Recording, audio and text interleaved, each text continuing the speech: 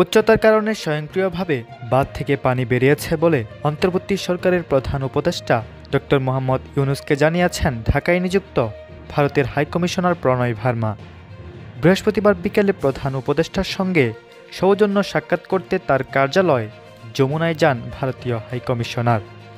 বৈঠকের পর প্রধান উপদেষ্টার প্রেস সচিব শরীফুল আলম সাংবাদিকদের বলেন, ভারতের হাইকমিশনার প্রধান উপদেষ্টাকে জানিয়েছেন ত্রিপুরায় অনেক বৃষ্টি হয়েছে, পানির উচ্চতার কারণে বাঁধ থেকে অটোমেটিক পানি রিলিজ হয়েছে।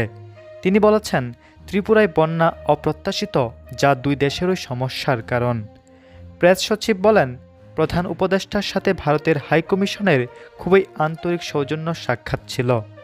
বৈঠকে প্রণয় ভার্মা বর্তমান সরকারের সাথে কাজ করার প্রত্যয় ব্যক্ত করেছেন। তিনি জানান, সামাজিক যোগাযোগ মাধ্যমে বিভিন্ন পোস্টের কারণ দেশে ভারতীয় স্থাপনার নিরাপত্তা বিষয়ে নিজেদের উদ্বেগের কথা প্রধান উপদেষ্টাকে জানিয়েছেন ভারতীয় হাইকমিশনার। সরকারের পক্ষ থেকে ভারতের স্থাপনায় নিরাপত্তা জোরদার করা হয়েছে। এর আগে দুপুরে রাষ্ট্রীয় অতিথি ভবন যমুনার সামনে এক সংবাদ ব্রিফিংয়ে পরিবেশ, বন ও জলবায়ু পরিবর্তন ও পানি উপদেষ্টা সৈয়দা রিজওয়ানা হাসান বলেন, এমন ভয়াবহ বন্যায় কী ধরনের আগাম সতর্কতা আমরা পেতে পারি, আমাদের আগাম সতর্ক করা হয়েছিল কিনা, ভবিষ্যতে এমন পরিস্থিতি মোকাবেলায় রাষ্ট্রগুলো কী পদক্ষেপ নিতে পারে সে বিষয়ে কথা বলতে প্রধান উপদেষ্টার সঙ্গে ভারতীয় হাইকমিশনারের একটি বৈঠক হবে।